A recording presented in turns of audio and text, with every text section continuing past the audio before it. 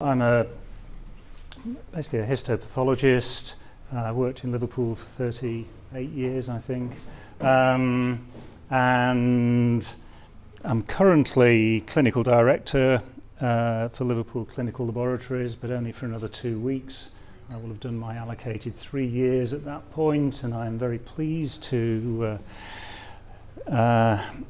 get back to some sort of normal life. So, of interesting times. I'm currently Vice President for Learning at the Royal College of Pathologists, which is another sort of interesting challenge and quite refreshing to get away from the sort of local politics and deal with different sorts of politics. But it's through the college that I'm really talking to you today on the international aspects of cancer reporting. And I think you've sort of possibly heard a little bit about cancer data sets earlier on today. It's basically the set of information that in the UK, the US and other places, set of information that pathologists are asked to provide in order to guide patient management. And I've been involved in that for about 20 years in head and neck cancers. I've done other work for the college. The college is now, as I'll explain, part of this international collaboration, and so the very general aim of this is nothing terribly fancy.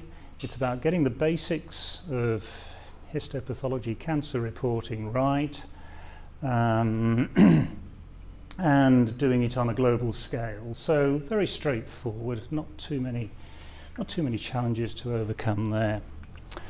So the international collaboration sort of started in 2011, and the sort of founding members of this group were the UK Royal College of Pathologists, the American pathologists, Canadian pathologists, and the Australasian pathologists. So there were four members originally, and the European Society of Pathology, which is really European Society of Histopathology. It's not quite as broad as you might expect. But anyway, they joined in 2013. So there is quite good coverage from that set of organisations. And sorry, this is sort of going too fast. It's an interesting control. So before 2011, there are a number of national programs. Each country each pathologists in each country sat down, devised their own list of things that needed to be described for various cancers, which worked very well within that country. And that's the web page of the American for the American data sets. That's the UK one, and a bit of luck. Yes, there's the Australasian one. So there's a certain similarity, which probably said what we're all trying to do the same things. You end up with something similar, but not identical. And sorry, yeah, right. Sorry, right. Okay. So if you look at this globally. What we're trying to illustrate here is the sort of proliferation of data sets in different parts of the world. So there's sort of North American, a lot of different data sets in Europe, and then a sort of cluster in Southeast Asia and Australasia. But large parts of the world are not represented by the effort that goes into produce these things. There's sort of very little data from Africa, and with the proliferation of data sets in other countries, there's a lot of duplication, and trying to get comparative data is actually very, very difficult, and to some extent the different approaches have actually impeded that sort of collaboration. So just stepping back for a moment, this is global data, estimated cancer mortality from the Cancer Research UK website, and the more red you see on this slide and the next couple of slides, the more red you see, the higher the number, in this case cancer mortality. Blue is low, and they're quite helpfully illustrated by shades of grey, where what the quality of the data is that is being used to generate these statistics. So the darker the shade of grey, the lower the data quality. So, it's very nice. We, estimated worldwide cancer mortality, 8,201,030 cancer deaths per year. There is an awful lot of uncertainty in that information. But it is used for national planning, international comparisons. And so what the collaboration I'm describing is about trying to get some consistency into that data acquisition. So just as another example, this is lung cancer mortality, same sort of thing. Sort of virtually no reliable data at all from the whole of the African continent, and variable elsewhere. But there's large populations throughout the world got poor data. So that's mortality. You can they plot incidence in the same way, and I'm not particularly worried about the different patterns, the different colours. But if you're trying to think, how do we make a difference globally to patients with cancer, it's the gap between incidence and mortality that you need to be addressing. So what we're trying to do is what we've done nationally, which is to start getting some quality control into this information.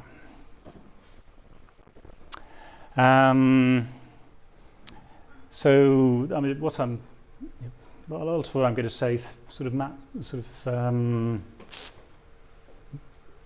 complements what's been said already this afternoon. It's about how you collect information in a sensible way and interpret it. And we're not pushing the boundaries of technology here. We're trying to produce something which can be used in any country in the world. So it doesn't have to be that fancy. Primarily this collaboration is about really the intellectual input to this process rather than the technology solutions. So people sitting in the room who've got technology solutions, I'll be very happy to talk to you later. So we're trying to get the intellectual input right, deciding what is the right information to collect, how do we help pathologists to collect it, then it can be used usefully. So what do we need to do? We've got a number of incompatible data sets that are of variable use in various countries. We need to standardize these things. We need to standardize the data elements. We need to make sure that the words that are used are actually interpreted consistently. Where there are measurements, these are collected consistently. And we need to explain to pathologists just how they should do this. Histopathology is not a sort of black and white process. Well, one thing, we look at coloured images, which is good, but there are shades of opinion, and there does need to be some explanatory text that helps people to do things in a consistent way. So the ICCR website, URL's bottom right hand corner, I don't know if you can see that, but anyway, looks like this, and most of what I'm going to say is actually available here. It's an active website, so you can get various inspirational messages from from the images that you see on the website. Sort of happy smiling pathologists with a very old simple microscope, but anyway, probably good. But the message is clear. It's about raising the standard of cancer reporting worldwide. And then, if you sit looking at the website for more than a few seconds, you can get another inspirational message. In this case, never doubt that a small group of thoughtful, committed citizens can change the world. Indeed, it's the only thing that ever has. I can see where Margaret Mead is coming from with that comment. There's a slightly different interpretation to the same theme, which I like, and this website is one of my favourite ones. Teamwork is where a few harmless flakes working together can unleash an avalanche of destruction. So, enthusiasts are great. They do need to be moderated. Otherwise, you're going to have more harm than good. So, when I'm feeling miserable, I go to that website, and there's always something that will cheer me up. NHS improvement fits that sort of that message perfectly at the moment. Right. So, what does this international collaboration do? So the aim is very similar to that of the various programs of the national programs of the organisations that have contributed to it, not surprisingly perhaps. Evidence-based protocols for capturing structured data on cancers. And very simply, you get buy-in from the pathologist because it makes their life easier. They know what information they're supposed to be collecting.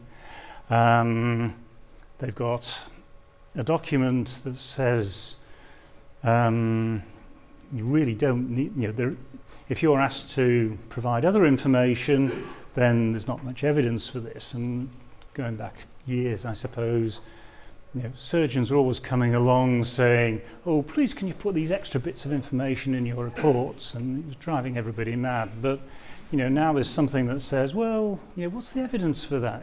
This isn't the national standard for reporting these things. Why am I wasting my time doing this? So it's a useful tool to actually moderate some of the inappropriate enthusiasm of our surgeons and oncologists. Doesn't mean we don't listen to them, but if you want a way of moderating their views, then it's quite useful. And to my mind, getting the information collection right at this stage, the quality of the information right at this stage, means that when you want to use that data for other purposes, you don't have to worry about it. So it's the sort of get it right the first time and then share as often as you like message. And in many ways, there's nothing particularly complicated about this, but it does help. And the motivation is really sort of improving public health in each of the countries that wants to adopt the approach that we're suggesting. So, you can use it sort of for planning. You can use it for looking at epidemiological research. Why is there such a high incidence of lung cancer in Canada? Yeah, probably good reasons. But it invites you to ask questions that can actually improve your understanding about a whole range of things. You can build in indicators of the quality of a service, and that's fairly controversial as far as the NHS is concerned at the moment. But certainly has, once you've got reliable data, then you can start to develop quality indicators, and you can look at ways in which you can change services, improve services, and patients benefit in the end. And it's the experience certainly in the UK is that once you start producing comparative data between different organisations, people wake up. If someone's seems to be doing something different, which is giving a better outcome in that place than that place.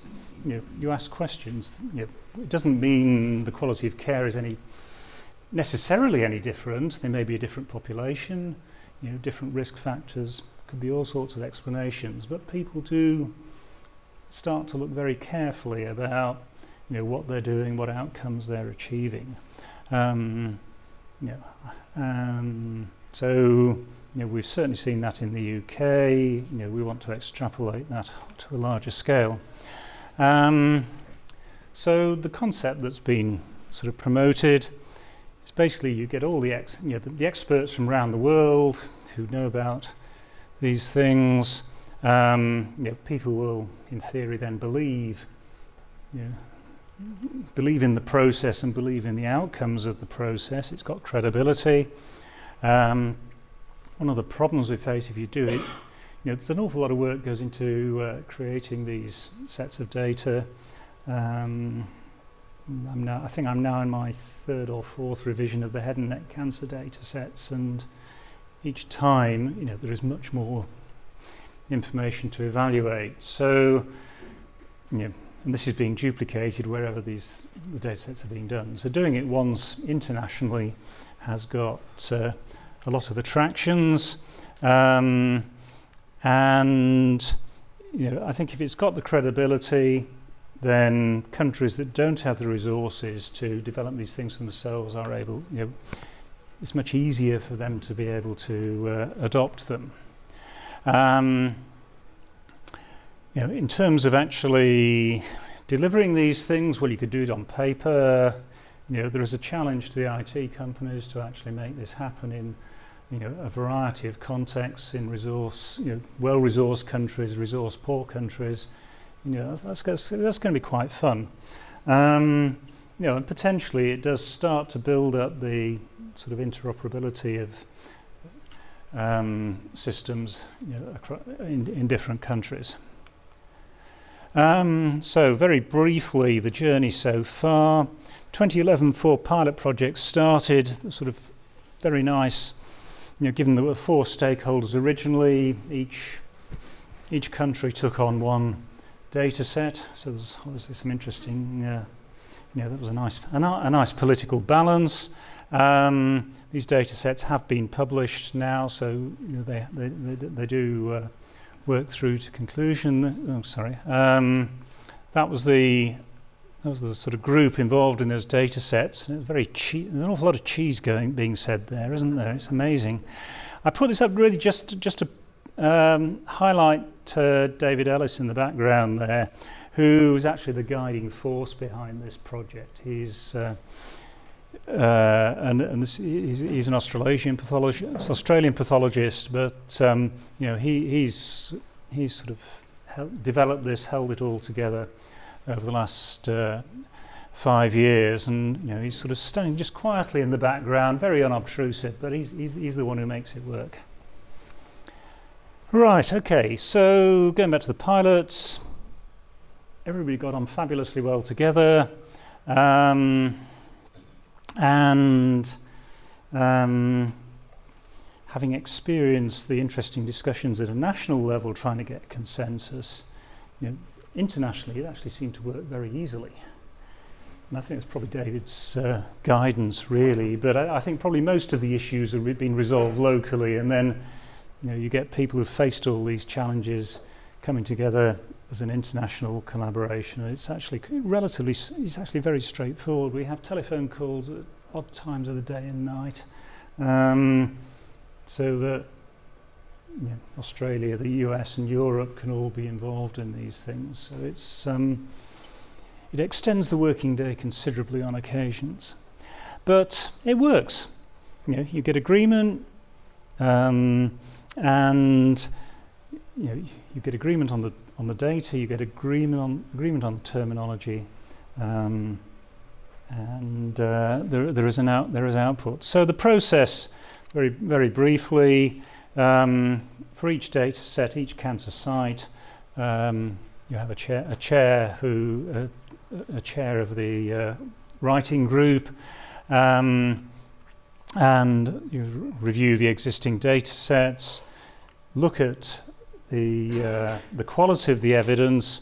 There is an editorial process that comes into that, and then an international open consultation that some of you may have been involved in. Certainly in the UK, it gets advertised to all histopathologists. They can comment on this work. And there is then that sort of review, consolidation in the light of comments received before they're published. So, fairly standard process. It has to be very tightly controlled because of the numbers of people involved and the different countries. Sorry, this is just a different version of the thing, just sort of putting in the various points of coordination, governance, guidance, whatever you want to call it, and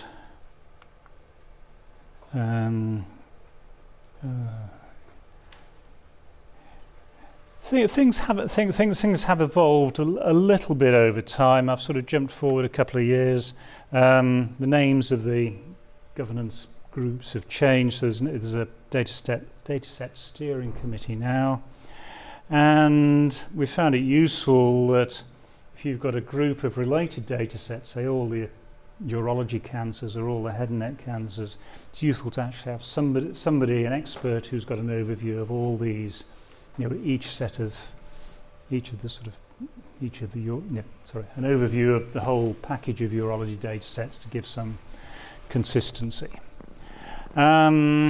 And yeah, it's sort of fairly well organised, and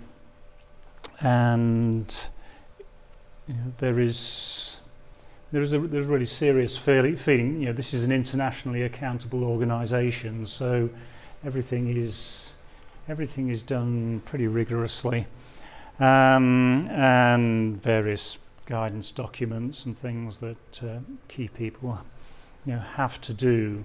There's, as you'll see, there's sort of experience now of probably between 15 and 20 data sets. It's a moving number, but it's increasing all the time. So there's a lot of experience now of what works, what processes work in order to try to build these things together. Key to a lot of this is actually having the right evidence to support the conclusions that are come to, and I'm not going to go through this, but there are published hierarchies of evidence that you can apply to this situation.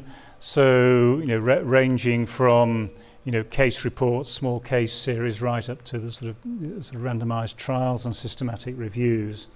So the sort of horizontal line sort of divides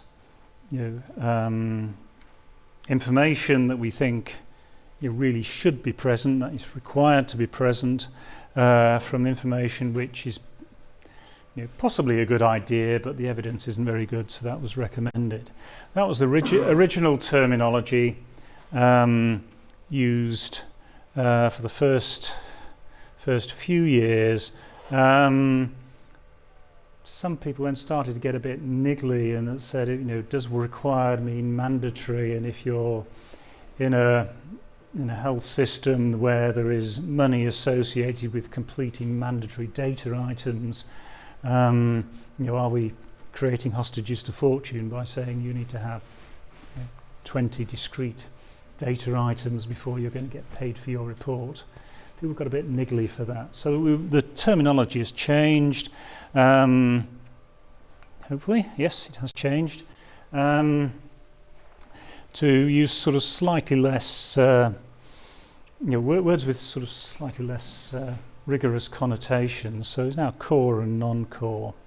The underlying process is exactly the same, but words are important, and this is more acceptable, which pleases me because I introduced it for the UK data sets about 10 years ago, and it's nice to see the rest of the world catching up. I don't think I won't talk through these, but this is just the next sort of 3 slides, I think, are examples of some of the sort of the toolkit that we use to develop the data sets in this case for the core elements, things that are essential, really good evidence. Because we're committees of experts, then you've got to have a little bit of wriggle room to say, well, if all the experts agree that this is important, we don't care about the evidence, there's got to be, we'll go for it. So that keeps the experts happy. If they shout loud enough, then they can get something in that they really want to, so long as everybody else agrees, of course. The Tnm Staging System is probably actually pretty, a good example of that. When it was Tnm is the sort of standard clinical staging system for cancers. When it was originally described, the thresholds between stage 1, stage 2, stage 3 are completely arbitrary. No evidence whatsoever. Subsequently, over the last sort of 30 years or so, yes, there is evidence that you've got a continuous spectrum, you've got to divide it at some points, and the way that it was done arbitrarily is probably as good a way of doing it as any. But it was distinctly not based on any evidence at all. And anyway, the sort of collection of core elements is the minimum, defined as the minimum reporting standard, the things that really should be there. Then you've got the non-core things, which softer evidence may be important, but we just don't have sort of enough to say these should be used. And some of the descriptive things can be included in there. And then there's the commentary, which is the explanatory bit that helps pathologists understand what the words mean, how to reliably collect the information, and for those who are interested, you can then pull out the published evidence and actually validate that the right decisions are being made. So there are challenges, and I mean there's one really important one here, is how do you actually propose something which can be implemented globally? Great for the Irish, British, Americans, Australasians, Canadians, well-resourced healthcare systems, they can do this reasonably straightforwardly. If you want to get this into Africa, you've got to, the principles should be there, but we are very conscious that the resources may not be there to actually support the pathologists to do this. And there is, from a whole variety of directions, different countries are putting effort into improving laboratory facilities in Africa.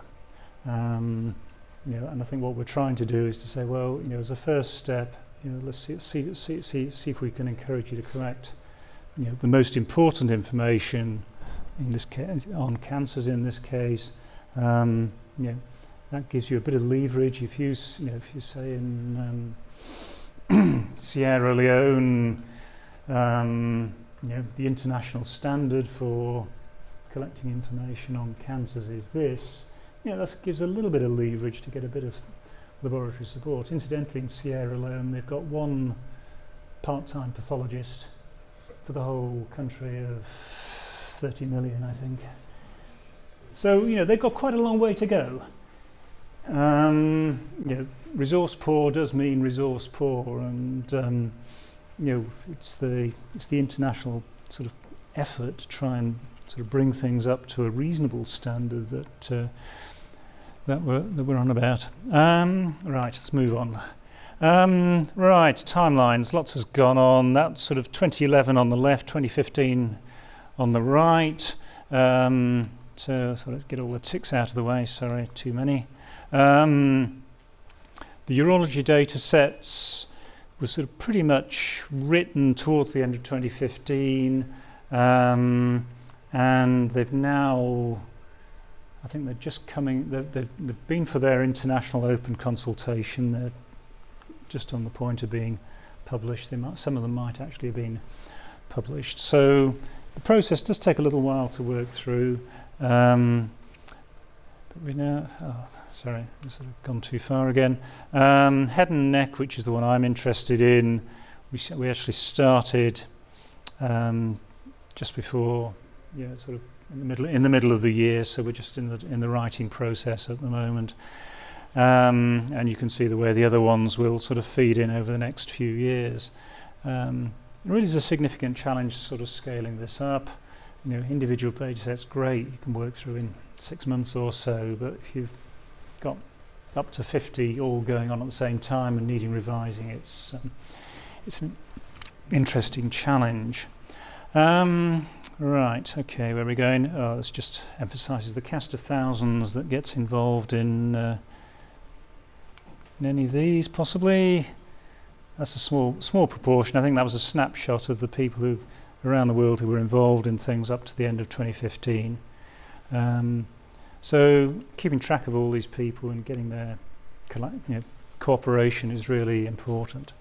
So going back to the website, how are we doing? About another 5 minutes? Yeah, still awake, just about.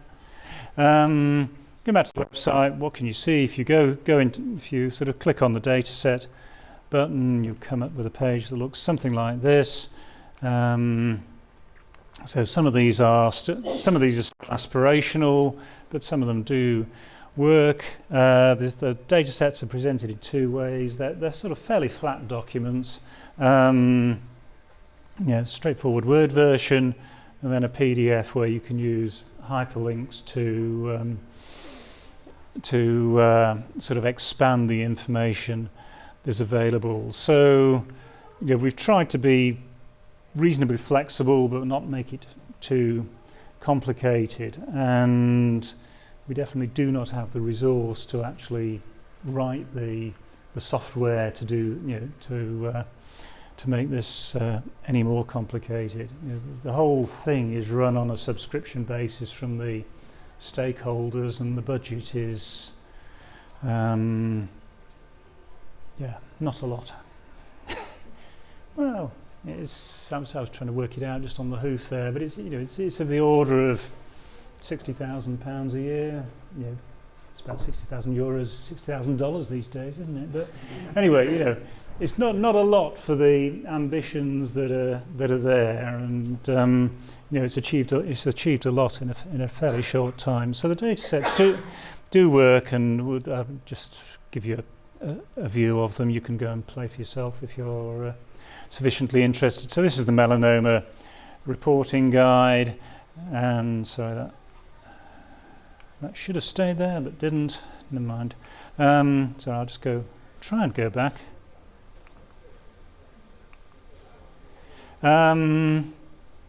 So basically lists of data items, and this isn't going to work, so I think it just moves on too quickly.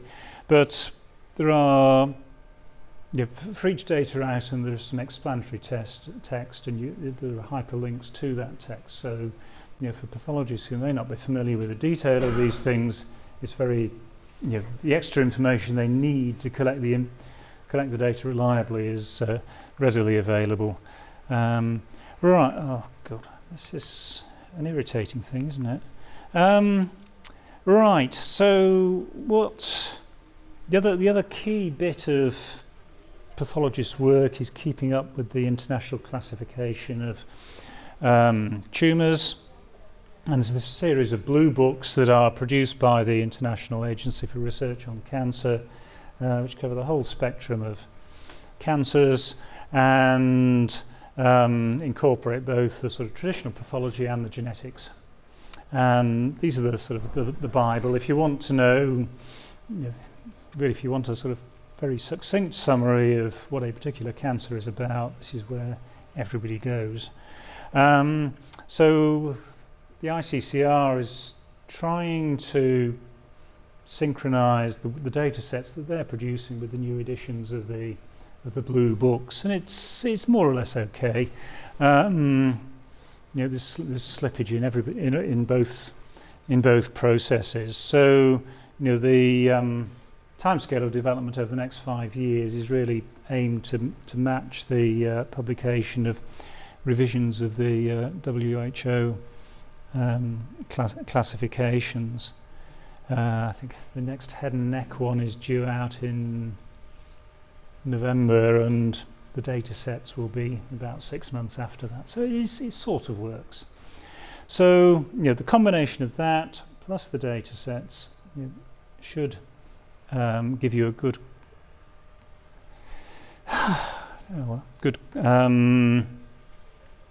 quality of report. So sort of in the centre there, if the sort of spinning wheel was just sort of highlighting the data, the ICCR process that I've been through. The things all around that are the ways in which we are gradually, we think, sort of building, expanding the influence of the data sets. Education is probably key to this in the first place, educating pathologists and also educating oncologists and surgeons that this is the right thing to be doing.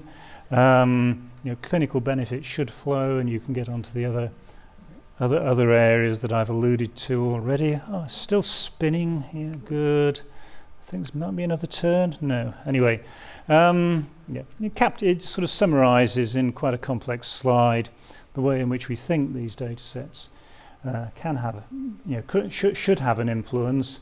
And I think the experience of the national programmes actually suggests this is likely to happen. So loads of strategic partnerships, sort of an acronym feast. I did read somewhere recently the NHS was running out of acronyms, and they were going to have to create a whole new unit to devise some more. So pathology contributes to this. So, yeah. Right, and then this is sort of familiar stuff from, not least from previous presentations. We're moving very rapidly from typewriters to structured databases. Curiously, I just remembered when I started in Liverpool in 1970, something or other. We had typewriters and carbon paper to make copies of reports. And the breast cancer report said adenocarcinoma, full stop. We've moved an awful long way in all sorts of respects since then. I'm showing my age, I know, yeah. Anyway, there's a chemistry report, free text. I don't understand chemistry reports. When they stand still and you've got at least a structured list of numbers and analytes, it does make more sense. And it's the same concept that we're going for here. We're moving from free text reports to something which is much more structured, and that the sort of possibilities of using that information in a whole range of ways are I think probably obvious to this audience anyway. So we're moving from left to right, varying speeds in varying places. In terms of the IT side of things, there's a piece of work being done by the University of Nebraska to actually code all the cancer data items in SNOMED CT, which should make the interoperability a lot easier once you've got SNOMED CT. But anyway, we don't at the moment. But anyway, this interoperability, it is gradually coming in, but the focus of the collaboration is primarily about getting the intellectual side of things right. So let's. That's the last slide. This is what I think success will look like. That we can create a unified global language for all cancers, and that's going to require 50 plus data sets. We're something along, I think we've definitely got 16, we'll probably have 20 in another month's time. So well on the way to that. We're trying to improve consistency of reporting. That should improve decision making for patients. And we should be able to demonstrate the success of this, international audits of pathology practice. Are people doing the same things in different places? You can get adoption of the international guidance by oncology teams. That reinforces the value, and ultimately genuinely comparative data on incidence and outcomes. So That's from my favourite website, The Secret of Success. Pretend you've already achieved it and then offer to sell the secret to others. So that's what I'm trying to do today. So thank you very much.